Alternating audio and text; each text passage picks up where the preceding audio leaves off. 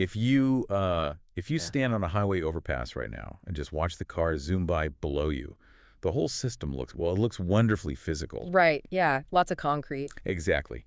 Concrete, metal, rubber, the occasional flashing lights of an ambulance. We look at that physical environment and we just naturally assume that what we see is the whole machine, you know? Oh, absolutely. It's the hardware of our daily lives. You can touch it, you drive on it, so you just assume the only way to improve it is to, I don't know, pour more concrete or build a wider lane. Right. But what if I told you there's a ghost in that machine right now? Yeah. Like an invisible, completely silent upgrade happening to that very concrete without a single new traffic cone being placed. I love that framing. A silent upgrade. Yeah. So today, we're hunting down this invisible layer. Welcome to another custom-tailored deep dive. We've got a fascinating stack of articles today. We're jumping from agricultural mega fairs in Brazil to AI-powered highway systems in Portugal, European cardiovascular health policies, MIT computer science, and even a new UN initiative in Shanghai. It's a huge map today. It is. And the core mission for you, the listener, is exploring how artificial intelligence is being deployed today, not as a sci-fi robot, but as a silent software revolution that's quietly squeezing hidden potential out of our existing physical and digital infrastructure. And honestly, the stakes here are surprisingly high. We're talking about algorithms that are, going to stop a stroke before it even happens, or safely route you through a chaotic traffic jam. Or figure out who gets a loan halfway across the world. Exactly. The AI revolution isn't some distant future event. It is already running quietly in the background of your daily life, fundamentally optimizing the world while you sleep. Okay, let's unpack this. Let's start with the most tangible thing possible, the physical world. How do you upgrade a massive, chaotic environment like a national highway system without building any new infrastructure? Well, basically, you give the existing infrastructure a brain. I love that. And that's exactly what's happening in Portugal right now. Yeah. There's this company founded in Covilhã, DeepNeuronic. They're deploying this AI system called Deeptransport across the Ascendi highway network. Right, which is huge, because the highway is arguably the ultimate chaotic environment. Totally. You have thousands of metal boxes moving at lethal speeds, driven by humans with, let's face it, very unpredictable reaction times. It's entirely dynamic. And historically, the way we manage that chaos is purely reactive. We put up cameras along the road, right? Okay. And we pipe those video feeds into a central control room. But a camera is just a passive piece of glass. Right. It only works if a human being happens to be staring at that specific monitor at the exact millisecond something goes wrong. Which is an impossible task. Yeah. Imagine sitting in a dark room, staring at a wall of like 50 different video feeds of empty asphalt. Mental fatigue sets in within minutes. Oh, absolutely. If a dog wanders onto the shoulder on camera 42, the human monitor might miss it entirely until some driver swerves and causes the 10-car pileup. So giving a brain to the eyes of the highway, the cameras were always there, but they were just passive observers. What's fascinating here is the sheer elegance of the Deeptransport solution. I mean, they aren't shutting down lanes to dig up the asphalt. They aren't installing expensive radar or ground sensors. So no new hardware at all. Zero. Deeptransport is purely a software layer. It sits over the existing CCTV video networks and continuously analyzes the pixels in real time, and it operates with a reliability rate of over 95%. Wow. Yeah, it's constantly searching for everything you dread on a drive. Right. The sources list the capabilities. It does real-time detection of immobilized vehicles, wrong-way driving, animals on the road, fires, smoke, and dangerous objects on the road. And that instant detection is the paradigm shift here. The system flags the dog on the shoulder the millisecond it appears. Then what? It just beeps in a control room. Better than that. It can automatically trigger those electronic warning signs miles down the road or instantly dispatch a crew.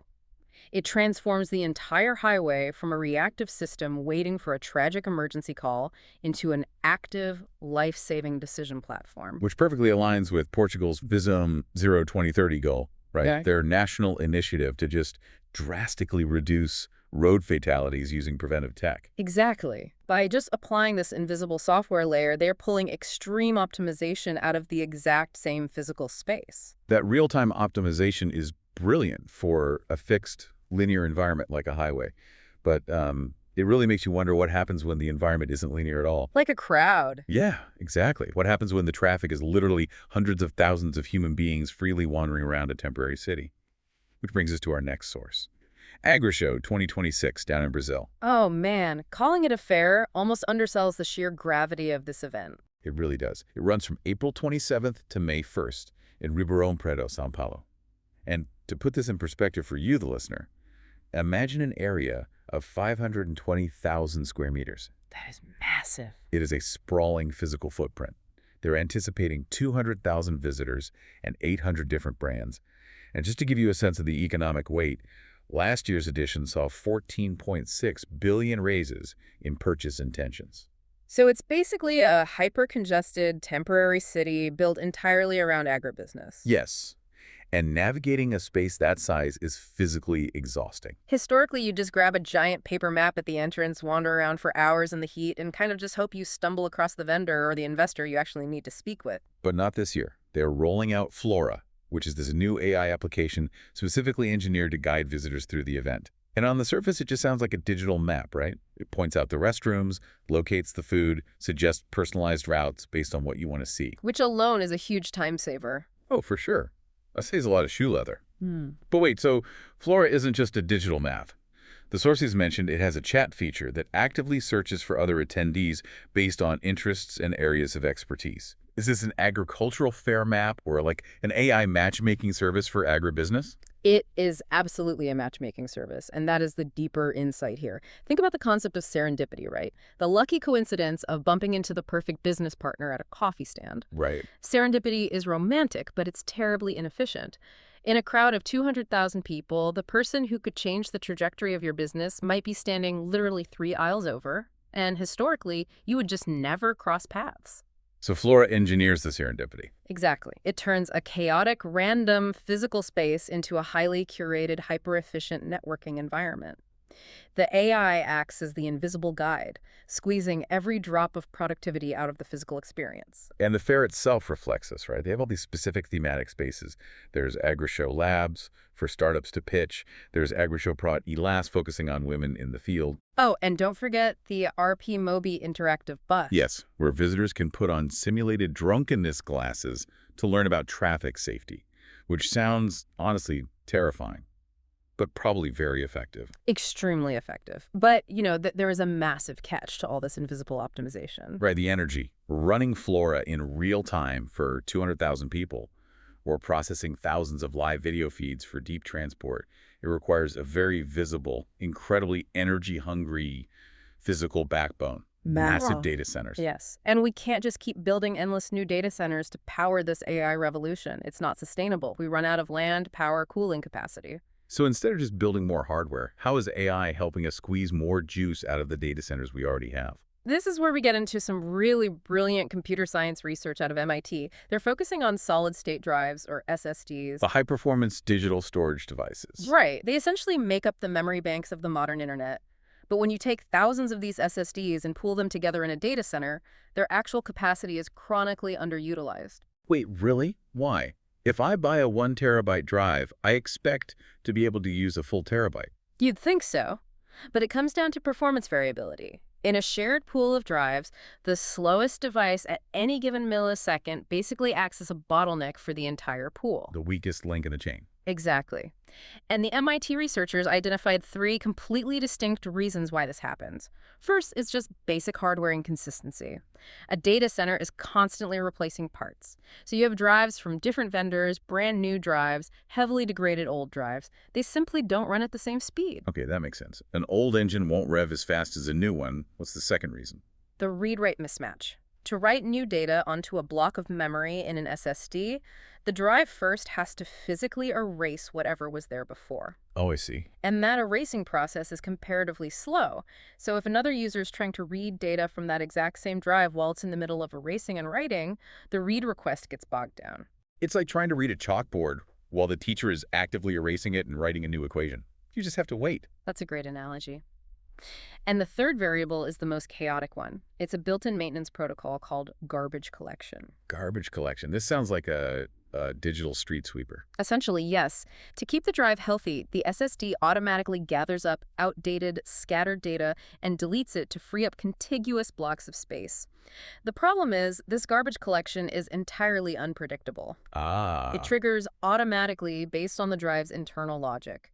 The central data center operator has absolutely no control over when it happens. So you could be running a highly sensitive, time-critical AI calculation, and suddenly the drive decides it's time to take out the trash, and your entire process slows to a crawl. Precisely. And traditional systems try to solve these three problems sequentially, which never fully works. Enter Sanduq. Sanduq, which means box in Urdu, by the way, which I just think is an amazing name for a storage solution. The MIT researchers designed this software system to fix this massive hardware inefficiency. So what does this all mean in practice? The sources mention a two-tier architecture. Is Sanduq essentially a restaurant management system? If we connect this to the bigger picture, a commercial kitchen is the perfect analogy. Okay, so you have a global scheduler, right? That's your head chef.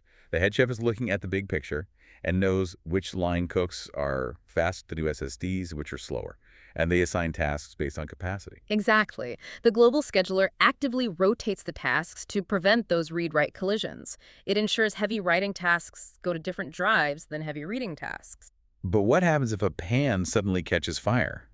Like a sudden garbage collection event. The head chef can't fix that from across the room. Right, you need the line cook. That's the local controller. The local software on that specific drive reacts instantly, temporarily diverts incoming traffic to other stations until the digital fire is out, and then seamlessly ramps the workload back up. The stats on this are just wild. In a 10 SSD test pool, doing massive tasks like machine learning training, Sanduq boosted throughput by 12 to 94%. A 94% increase in speed. Just from reorganizing the work. Yeah. And it improved overall capacity utilization by 23%. No new hardware. It's just dynamic reaction to squeeze out 95% of the drive's theoretical maximum performance. It's incredible. But, we've seen how this invisible software layer optimizes physical highways and digital data centers. Well, What happens when we apply this exact same optimization mindset to incredibly complex human systems? like healthcare and finance. Exactly. This is where the impact transitions from efficiency to literal life and death. We need to look at this recent report from the European Commission's Joint Research Center focusing on cardiovascular care. The numbers they cite are staggering. Cardiovascular disease causes 1.7 million deaths annually in Europe. 62 million people are living with it right now. And with Europe's aging population, they project that's going to hit 100 million by 2050. A complete demographic tidal wave. The existing hospital systems simply cannot handle 100 million patients, which is why AI is stepping in as this invisible diagnostic layer. The sources mention it's already analyzing CT scans for something called coronary artery calcium scoring. Right, which predicts heart attacks just as accurately as a human radiologist, but instantly. It's also analyzing 3D scans of narrowed blood vessels to estimate fluid dynamics. Yes. Determining if the narrowing is actually restricting blood flow, which definitively tells the doctor if the patient needs invasive open heart surgery or just daily medication, it removes the guesswork. And for acute stroke care, it instantly detects brain blockages to speed up treatment. Every minute counts there. But here's where it gets really interesting. The report highlights these tried but not tested applications, like AI finding subtle warning signs for strokes in routine ECGs. Signs that are entirely invisible to the human eye. Right. But how does a doctor trust a machine that claims to see a pattern the human eye literally cannot perceive? If I'm a cardiologist with 20 years of experience, why would I trust a black box over my own clinical judgment? And that tension is the absolute crux of the issue. The barrier isn't computational power anymore. It is human trust. And it's exactly why the European Commission introduced the Safe Heart Plan and its €20 million flagship initiative. Because you can't just drop an algorithm into a hospital and expect doctors to blindly obey it. Precisely. The report outlines massive practical hurdles. First, hospitals lack the basic IT infrastructure to even run these models. Second, the medical device regulations are a labyrinth for the agile startups writing the code. And we need actual clinical evidence, right? Showing patient outcomes, not just flashy tech demos. Exactly. It's one thing to let an algorithm route your car. It's a terrifying leap of faith to let it dictate heart surgery based on pixel data you can't see. Which perfectly pivots us to our final systemic upgrade. Another massive, complex system built entirely on invisible data and human trust. The global economy. Oh, this is a fascinating one. We have a new UN initiative launched in Shanghai, the UNU Hub on AI Finance. It's a collaboration between the United Nations University in Macau and East China Normal University. Led by UNU Rector Professor Shilidzi Marwala, and coordinated by Professor Yili Shao and Dr. Georgina Curto-Rex. It's a powerhouse team. And their mission isn't just making Wall Street richer. They are leveraging AI for sustainable economic development and financial inclusion, specifically empowering the Global South. This raises an important question, though. As we let algorithms loose to optimize the financial system, what are we optimizing for? Algorithms are deciding who gets microloans, how sovereign debts are managed. And if the historical data the AI trains on has systemic biases, the AI just blindly replicates and amplifies those biases. Exactly. Marginalized communities could be locked out of the global economy by an equation they can't even challenge. The Shanghai hub is trying to build guardrails before the cement dries. They have three main pillars for this. First, research on AI-driven financial risk and macro-financial decision-making. Second, education and capacity building.